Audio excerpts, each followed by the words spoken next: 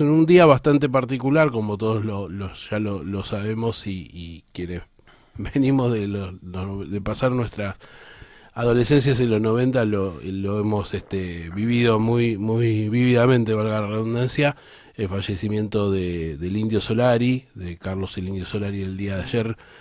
Fue una noticia de conmoción nacional y además bueno, ver la movilización popular que se dio Tal cual. totalmente espontánea, al principio tratando de entorpecer el gobierno de la ciudad, Macri, bueno, siempre dando la nota, pero después fue muy masivo.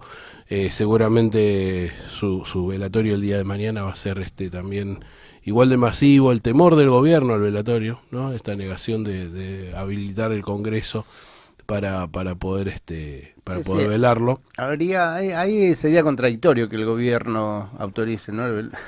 Pues prácticamente todas las canciones del Indio Solari van en contra de gente como esta que nos está gobernando, ¿no? Nada, la verdad que es una tristeza profunda, porque como cada vez que nos deja físicamente un artista del pueblo, ¿no? Ujú, Porque eso es lo que fue el Indio.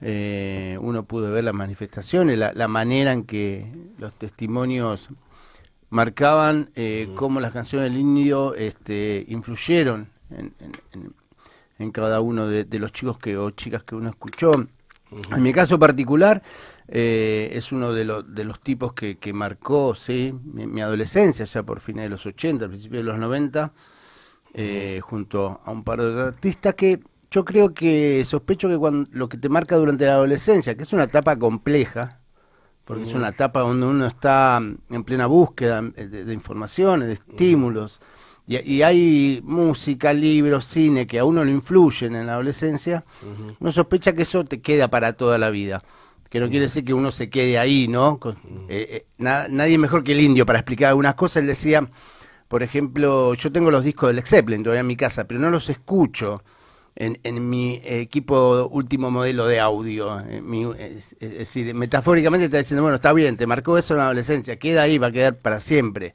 Pero te impulsa la búsqueda de otras cosas. Uno después escuchó otras cosas, vio otras ujú, cosas, ujú. pero esas cosas que te marcan en la adolescencia, que se graban a fuego y están toda la vida ahí con uno. Sí, sí. Así que para mí fue un día bastante triste, como para millones de argentinos. Totalmente, sí, fue viste que son esas pérdidas. Yo ayer leía que, bueno, nos queda todavía Charlie, pero se cierra una etapa, ¿no? O sea, Sí, tal como que cual. viste que, o sea, se fue el flaco, creo que lo decía la Julia Eva, se fue el flaco, se fue Diego, se fue el indio, nos queda Charlie y se cierra una etapa de la Argentina como la conocimos, ¿no?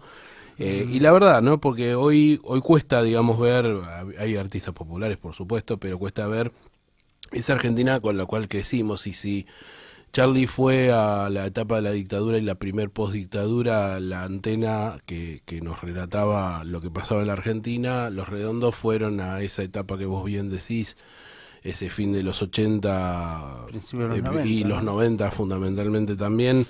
Esa antena con la cual uno conectaba no solamente el adolescente, sino buena parte de la explicación de lo que estaba pasando. Además, y al mismo tiempo con algo que se ha dicho, digamos, en estas horas, que fue el tema de que sí subestimar a su público, ¿no? Con letras y con poesías que eran profundas, que para muchos eran muy crípticas, pero que realmente Sí, llegaron pero a la masividad. llegaban.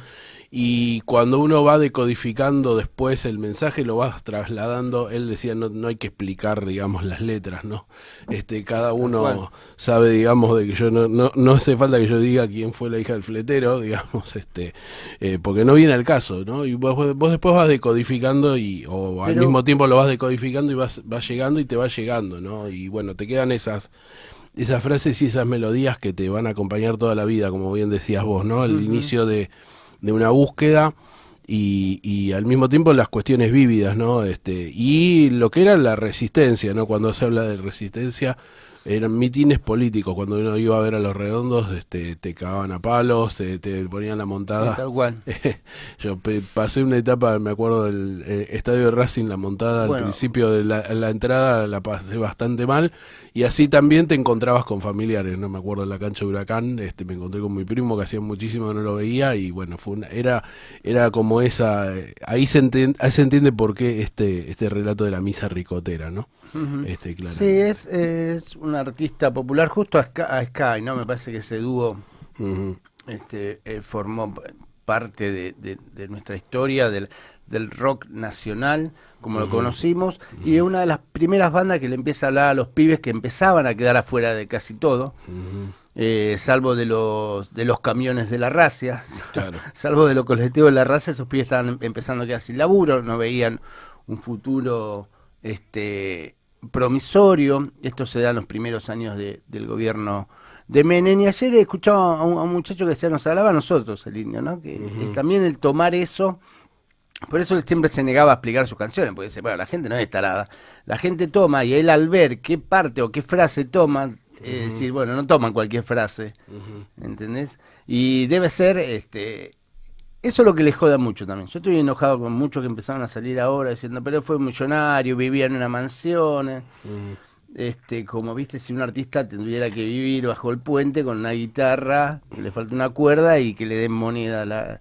Él fue uno de los primeros artistas que le dijo al sistema, bueno, yo no quiero ir por acá, donde estaban yendo toda la mayoría de los grupos, vamos a ir por otro lado, vamos a hacer nuestra manera, que es una postura política, una decisión política, de ser totalmente independientes. Para mí es la única banda totalmente independiente de este país, más allá que después haya alguna que le guste más el estar acurrucado con la industria o no, pero la única banda independiente fueron Los Redondos.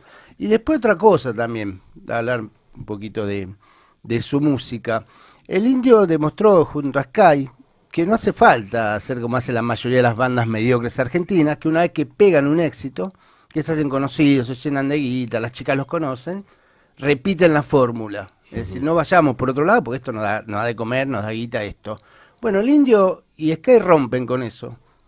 Rompen con eso. Cuando podrían repetir la fórmula de Un poco de amor francés, de Mi perro dinamita, no, se salen llegando al último Onda Finisterre, donde es toda una revolución y todo un patear el tablero, ir por otro lado, ¿no? Agregando máquinas, y se llega a la obra maestra, que es Momo Sampler, donde hay la fusión entre rock y máquinas. Para mí es nunca nadie hizo algo así, y creo que nadie lo va a volver a hacer. Es no quedarse cómodo. Sí. No quedarse cómodo en un lugar. Sí, no repetir la fórmula. Claro, no repetir la formulita chorizo de, bueno, la pegamos con la murga, bueno, el próximo disco hagamos otra murga, hagamos una cumbia. No, bueno, no. Sí, bueno. El Indio nos demostró esa posición política de no transar con el sistema y no quedarse en un lugar cómodo y seguir en la misma, sino que siempre ir más para adelante. En la búsqueda permanente, la búsqueda de explorador. Por algo, uno de los ídolos del Indio es David Bowie, otro que tampoco se quedó en lo que lo hizo conocido, le dio millones de dólares, sino que fue buscando, explorando y yendo a otros, expandiendo un poquito. Totalmente. Bueno, fuimos un poquitito largos, pero bueno, le queríamos dedicar horas y minutos minutos, mejor dicho, más que horas, al Indio.